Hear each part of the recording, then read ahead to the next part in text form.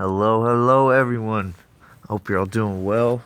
I wanted to show you something that I get once in a while that is kind of a benefit with some of these apps that I used to trade is little emails every now and again about certain investments and what I'm investing in, kind of reaffirming the choices I made, especially in this particular case. This email that I got was related to Stash and my investment in Defending America. Now, all of you have heard me talk about what this administration is trying to do, for them increasing the budget, for the whole party being very pro military, and that was all reasons why I chose investing in this app.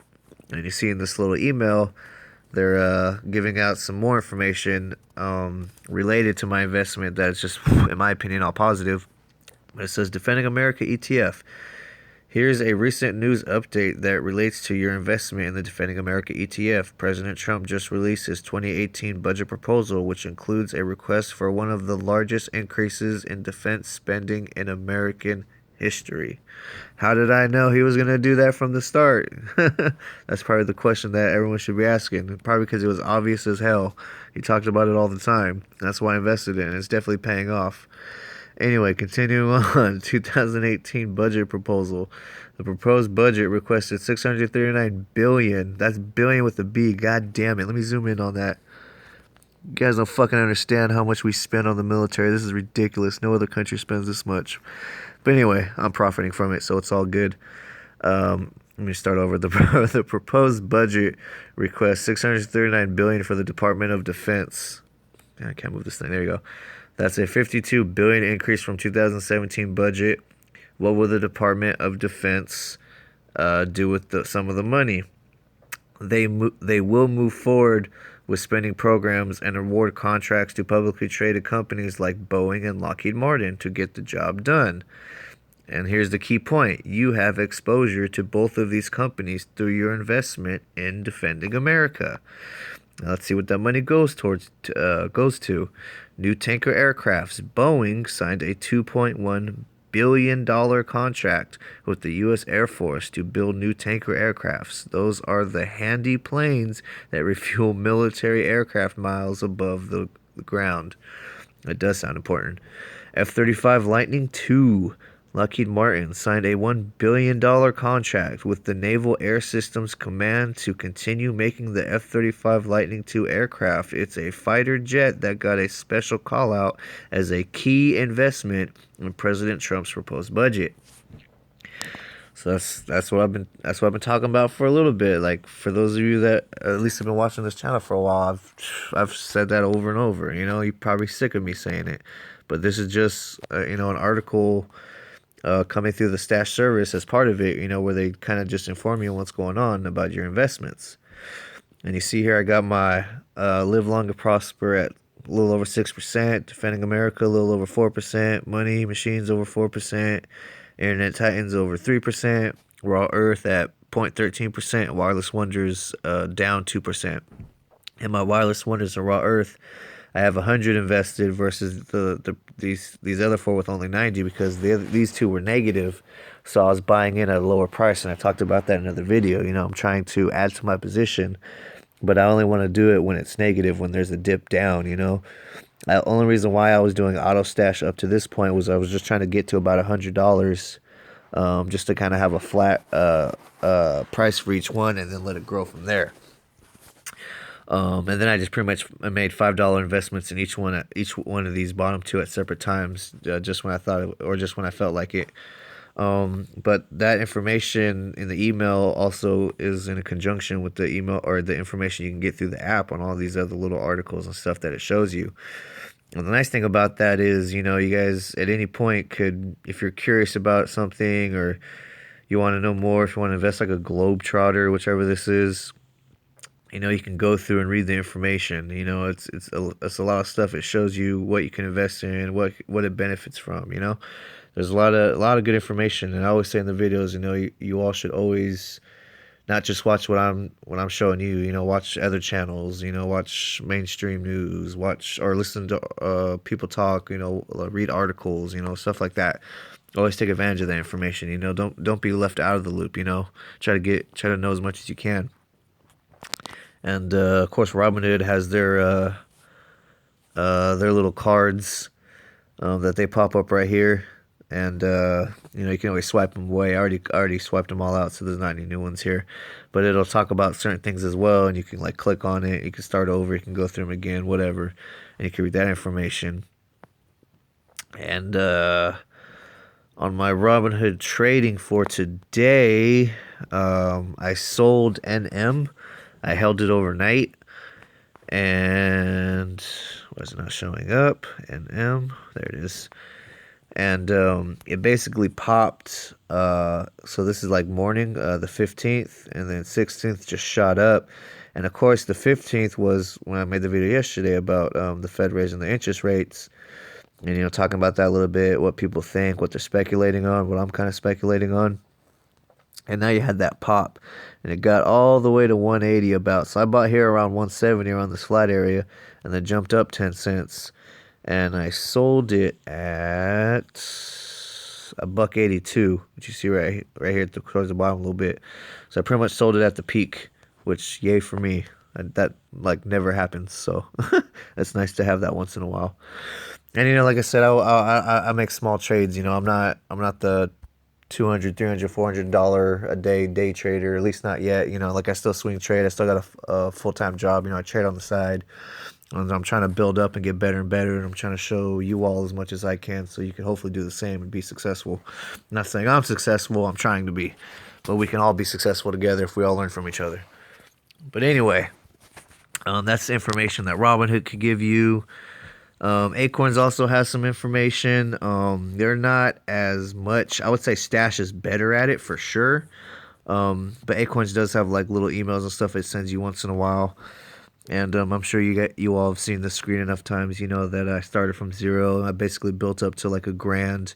I paid off one of my credit cards. You know, cashed it out. I went back to zero.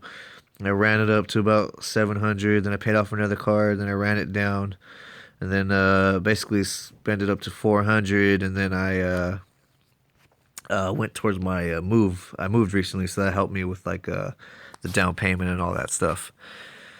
Um, and then I don't believe Acorns has info in here. It does have like this grow option where you can like learn a little bit, and it does have some stories. But like I said, this is very minimal. I think Stash does a better job. It has a few topics you can look at and read articles. You know, and always, you know, I know I sound like I'm downplaying it, but if you're interested, you should definitely like, you know, learn and try to read some of this stuff and figure out what it's trying to tell you, and learn from other people's experiences, especially if it's someone that took the time putting these articles. And actually, it's actually funny that it's showing Tony Robbins right here, because I think I just saw him the other day talking about there's going to be another market crash, and I think I included that in my video yesterday. But you know, everyone's speculating because Fed's raising rates and the economy is getting overstimulated because of Trump. And like from like 2015 to 2016, the market was going like a little sideways for a bit, up and down. It wasn't really like the continuous from like 2000 like 9 or 10 or whatever it was up till 26 or 2015, where it was like a continued upward trend. But that's kind of where I'm at with that. Then my loyal 3. I haven't added much to this. But basically each of these I bought in at $100. Alphabet is up. Forget, where's that option? Here it is. So Alphabet is up 6.66%. That's a funny number. And then Amazon is up 5.14. Intel is down 1.6, which I'm like, what the hell? And then Unilever up 18%. I caught Unilever like right before that deal got canceled with Buffett. I thought the deal was going to go through with Buffett. And that's kind of why I was a little interested in it. So it's kind of funny seeing them turn down, but then it actually kind of makes me realize that if Unilever got offered a deal from Buffett and they turned it down, that just shows how, you know, how good of a company that is. If you turn down a deal from like a billionaire like that, you know, one, it shows confidence in your company, and two, it shows other people that may be interested in buying that company that you're going to have to up your game, you know, because I mean, that was like a multi-billion-dollar deal right there. That would have been good, but I can't complain. I made money off of it, so it's all good for me. Loyal 3 though doesn't look like it does a whole lot with information. You just have your options to buy stocks here, and yeah, I don't think they do a whole lot with articles. Let me see. No, important information, glossary. No, it's not a whole lot. But and then FYI with this app, you cannot get the app in the store anymore, I believe, but the website itself is still active, so you could still utilize it, and you buy fractional shares, which is why I like this app. I could pay. You see on here on Alphabet, $870 share price, or Amazon $853 share price, or I could use Loyal 3 and just deposit $10 and I can own shares of Alphabet, which is Google, of course, or shares of Amazon for like hella cheap. I buy fractional shares, but I still own that stock. It trades like the stock. I get all the benefits from it. So good app overall. And then what else do I have? Oh yeah, my Wealthfront, my nephew's college savings plan.